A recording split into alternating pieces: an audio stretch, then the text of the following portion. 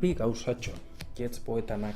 Bata, izugarri, batzuk esaten dute esaldi apokrifoa dela, berdin da, ze bikaina da, eta egokitzen zitzaion. Zan, jetzek esaten zuen, zen ere bizitza azken batien da, eskolatan orduak eta orduak ematen ditut, eta hezkuntza ezinbesteko zerbait iruditzen zait, baina nolakoa.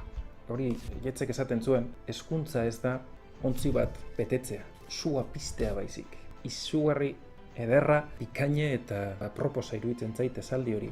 Ahaztu egiten zaigu, datuak alparrikakoak diela, etengabe ikusten dugu historian.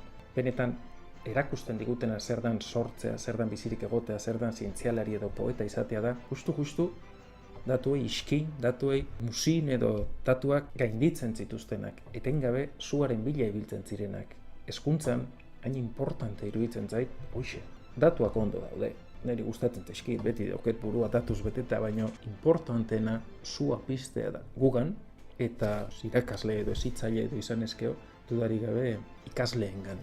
Eta jetzek, bigarren gauzatxoa, sekulako obsesioa zeukan poeta askoren moduan, sortzaile askoren moduan, bizitzaren sekretua, zein otesan, ibilizan zor moduan, haren atzetik. Eta oso gauza interesgarria esaten zuen, urteetan egontzan denetariko esperientzia xelebreak probatzen. Eta esan zuen, iruditzen zitzaiola, bazegoela gutako bakoitzaren barruan, halako mito jakin bat, bakoitzak berea, mito bat, barne poema bat edo kantu bat. Bakoitzak berea eukiko luke, baina problema handi badago. Askotan ez degula entzun nahi, o ez degula sinestu nahi hor dagoenik ere. Behar bada entzuten dugu, baina esaten dugu ez hau ez da normala, ez da logikoa, ez da razionala. Ez digu kasurik egiten, gure barruko kantu horri. Eta orduan, bizirik gaude. Bizirik gaude, zentzu fisiologikoan. Jaten dugu, lo egiten dugu, esnatzen geha, baina gu badakigu ez gaudela bizirik. Jetzek bultzatzen du, saiatzen da, bere bizitzan, saiatzen da, hoxe bea iradokitzen, guri hilarazten, saiatu barruko poema hori, norbeak berea, nik bat eukiko dut, zuetako bakoitzak beste bat eukiko du, baina norbeak daukan hori da importantena. Bizitzan ze hoxe da bizirik egotea, ez fisiologikoki baizik eta zentzurik intentsuenean.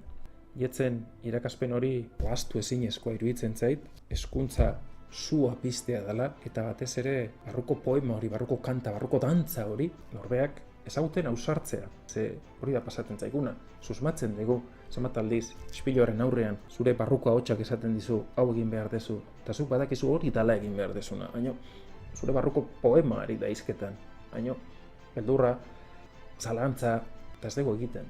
Jetzen modura, komendatzen dut, eta beti esaten dut nire buruarekin, ari naiz batez ere, saiatu etengabe barruko poema horri entzuten eta kasu egiten, batez ere, ze beak badaki eta guk ere badakigu.